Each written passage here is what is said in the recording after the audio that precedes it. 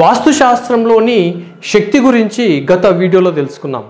మరి వాస్తుశాస్త్రాన్ని ఉపయోగిస్తూ ఇంటిని ఎలా నిర్మించుకోవాలని చాలామంది అడుగుతున్నారు. అసలు ఇల్లు నిర్మించుకోవాలంటే మనకు దిశల మీద అవగాహన కావాలి. సార్, ఈ దిశలు ఎట్లా తెలుసుకోవాలి అంటే ఒకసారి మనం నేర్చుకుందాం. దిశల్ని ఎలా తెలుసుకోవాలి? దిశలు ఏదైతే భూమిపైన ఉన్న దిశలన్నీ కూడా సూర్య గమనాన్ని బట్టి నిర్ణయించడం జరిగింది. అలాగే వాస్తుశాస్త్రానికి మూల కథానాయకుడు సూర్యుడే. సూర్యుడు ఉదయించే స్థాయిని బట్టి దిశలను నిర్ణయించడం జరిగింది. ఎగ్జాంపుల్, మనకు ఒక ప్లాట్ తీసుకున్నాం. ఏదో ఒక ప్లాట్, ఒక సైజ్ ఆఫ్ ది ప్లాట్. ఇది ఖాళీ స్థలం అనుకోండి. ఇక్కడ మనకు రోడ్ వచ్చేసి రోడ్డు బ్లాక్ కలర్ ఉంటుంది కాబట్టి మనము బ్లాక్ కలర్లో ఒక రోడ్ అనేది టైప్ చేసుకున్నాం. ఇది ఈస్ట్ రోడ్డు. క్లియర్? సో ఈ దిశల్ని ఎలా తెలుసుకోవాలి?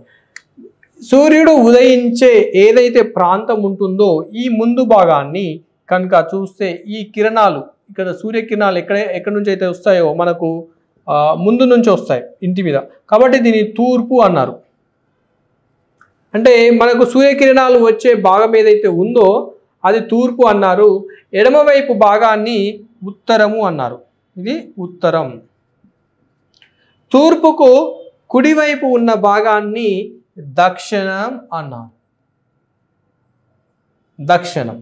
అలాగే ఈ యొక్క తూర్పుకు ఎదురుగా ఉన్న భాగాన్ని పడమర అన్నారు. ఇలా అంటే తూర్పును ప్రథమ భాగంగా తీసుకున్నారు. దేన్ని బట్టి? సూర్యకిరణాలను బట్టి. సూర్యుడు ఎక్కడైతే ఉదయిస్తాడో ఆ భాగాన్ని తూర్పు భాగంగా చెప్పడం జరిగింది. మరి ఈ తూర్పే కాకుండా ఈ కార్నర్ ఉంది కదా, ఈ కార్నర్కు మళ్ళీ ఒక పేరు పెట్టడం జరిగింది. ఎందుకంటే మనము ఈ యొక్క స్థలంలో ఇంటిని నిర్మించేటప్పుడు ప్రతి ఒక్క ఎంత ఈజీగా చెప్పగలిగితే అంత బెస్ట్. దాని గురించే ఒక్కొక్క భాగాన్ని డివైడ్ చేస్తూ దానికి ఒక పేరు పెట్టడం జరిగింది. తూర్పు దక్షిణం కలిసిన మూలనే తూర్పు ఆగ్నేయము, ముందు భాగాన్ని దక్షిణ భాగాన్ని దక్షిణ ఆగ్నేయం అని, పూర్తి కార్నర్ని ఆగ్నేయం అని పిలవడం జరిగింది. దీన్ని ఏమన్నారు? ఆగ్నేయం. తూర్పు దక్షిణం కలిసిన భాగాన్ని ఆగ్నేయం. అలాగే దక్షిణము మరియు పడమర కలిసిన భాగాన్ని నైరుతి అని పిలవడం జరిగింది. క్లియర్? అలాగే పడమర ఉత్తరం కలిసిన భాగాన్ని వాయువ్యం అని పిలవడం జరిగింది. ఎందుకంటే రాబోయే వీడియోలలో ఈ యొక్క దిశలను బట్టే వాటి యొక్క ఎనర్జీని, స్థాయి శక్తుల్ని చెప్పడం జరుగుతుంది. జాగ్రత్తగా గుర్తుపెట్టుకోండి. అలాగే ఉత్తరం తూర్పు కలిసిన భాగాన్ని ఈశాన్యం అని చెప్పడం జరిగింది. అంటే మనకు సూర్యుడు ఉదయించే భాగం తూర్పు అయితే తూర్పుకు కుడి భాగంలో ఉన్నదాన్ని దక్షిణమని, అలాగే తూర్పుకు ఎదురుగా ఉన్న భాగాన్ని అంటే వీపు భాగాన్ని పడమర అని, అలాగే తూర్పుకు కింది భాగాన్ని ఉత్తరం అని పిలవడం జరిగింది. వాటి మధ్యలో ఉన్న భాగాల్ని ఇలా ఆగ్నేయ, నైరుతి, వాయువ, ఈశాన్యంగా పేర్కొనడం జరిగింది. దీన్ని ఎందుకంటే మనము వీటి మీద అవగాహన ఉన్నప్పుడే మనకి ఈజీగా సబ్జెక్ట్ అనేది అర్థమవుతుంది. ఈ తూర్పు భాగాన్నే ఇంగ్లీష్లో ఈస్ట్ అని చెప్పడం జరిగింది. దీన్ని సౌత్ అని చెప్పడం జరిగింది. అర్థమైందా? సో పడమరని వెస్ట్ అని చెప్పడం జరిగింది. అలాగే ఉత్తరాన్ని నార్త్ అని చెప్పడం జరిగింది. దీనికి ఒక మ్యాజిక్ కూడా ఉంది. దీన్నే నార్త్, ఈస్ట్, సౌత్, వెస్ట్ అని 4 దిక్కులుగా చెప్పడం జరుగుతుంది. ఈ యొక్క కార్నర్ భాగాన్ని ఆగ్నేయం అంటే సౌత్ ఈస్ట్ అంటారు.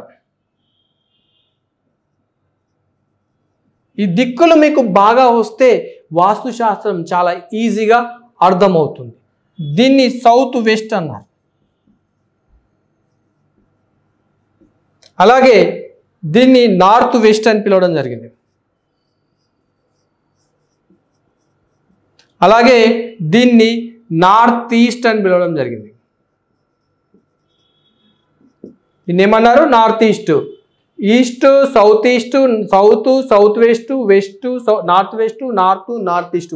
ఇలా 8 దిశలు, 4 మేజర్గా మెయిన్ దిశలు అయితే 4 ఉప దిశలు. ఈ 4 దిశలు 4 ఉప దిశలే కాకుండా ఇంకా డీటెయిల్గా మాట్లాడుకోవడానికి దీన్ని తూర్పు ఆగ్నేయం, ఈ ముందు భాగాన్ని ఏమన్నారు? తూర్పు ఆగ్నేయం. దీన్ని వచ్చేసి మనకు దక్షిణ భాగంలో ఉన్న, ఇప్పుడు ఈ యొక్క సెంటర్నేమో దక్షిణం అన్నారు, తూర్పు సెంటర్, పడమర సెంటర్. కానీ ఈ భాగాన్ని ఏమంటారు? సెంటర్ నుంచి ఈ భాగాన్ని దక్షిణ ఆగ్నేయం అని పిలుస్తారు. అలాగే ఈ సెంటర్ నుంచి నైరుతి వరకు ఉన్న భాగాన్ని దక్షిణ నైరుతి అని పిలుస్తారు. అలాగే పడమర నుంచి నైరుతికి ఉన్న భాగాన్ని పడమర నైరుతి అని పిలుస్తారు. అలాగే పడమర నుంచి వాయువ్యానికి ఉన్న భాగాన్ని పడమర వాయువ్యం అని పిలుస్తారు. ఇప్పుడు ఎక్కడ టాయిలెట్స్ పెట్టాలి అంటే పడమర వాయువ్యంలో పెట్టాలా, ఇక్కడ ఉన్న ఉత్తర వాయువ్యంలో పెట్టాలా అనే క్వశ్చన్ వచ్చినప్పుడు నేను ఆన్సర్ చెప్తే మీకు దక్షిణ ఆగ్నేయంలో పెట్టండి అంటే ఈ భాగంలో వస్తుంది, తూర్పు ఆగ్నేయంలో పెట్టాలంటే ఈ భాగంలో వస్తుంది. చూడండి ఎంత ఈజీగా అర్థమవుతుందో. ఎప్పుడైతే మీకు దిశల మీద అవగాహన వస్తుందో ఈ యొక్క సబ్జెక్ట్లో ఎక్కడ టాయిలెట్స్ పెట్టాలి, ఎక్కడ బెడ్రూమ్ పెట్టాలి, అలాగే ఎక్కడ హాల్ పెట్టాలి, లేదా టీవీ ఎక్కడ పెట్టాలి, ఫ్రిడ్జ్ ఎక్కడ పెట్టాలి, ఇలా అన్ని విషయాల మీద ఈ దిశలను బట్టే మనము వాటి యొక్క స్థానాన్ని నిర్ణయించడం జరుగుతుంది. అందుకే ఈ దిశలు అంత ఉపయోగము. ఉత్తరం నుంచి ఈశాన్య భాగంలో ఉన్న భాగాన్ని ఉత్తర ఈశాన్యం అంటారు. అలాగే ఈశాన్యం నుంచి తూర్పు వరకు ఉన్న భాగాన్ని తూర్పు ఈశాన్యం అంటారు. అంటే ఇంగ్లీష్లో కనుక చూసుకుంటే east of the north east, east of the south east, south of the south east, south of the south west, west of the south west, అలాగే west of the north east, north west, అలాగే north of the north west and north east, north of the north east, north of the తూర్పు east అనేది ఈ యొక్క స్థలాలకు పేర్లు పెట్టడం జరిగింది. ఆ యొక్క పేర్లు ఎప్పుడైతే మనం తెలుసుకుంటామో అంటే ఆ భాగం మీద అర్థమవుతుందో ఆ యొక్క స్థలంలో ఏదైతే ఎక్కడెక్కడ వస్తుంది అనేది చెప్పవచ్చు, ఈజీగా అర్థమవుతుంది. అలాగే మీరు నెక్స్ట్ వీడియోలో ఒక్కొక్క భాగంలో ఒక్కొక్క శక్తి కేంద్రం పనిచేస్తుంది.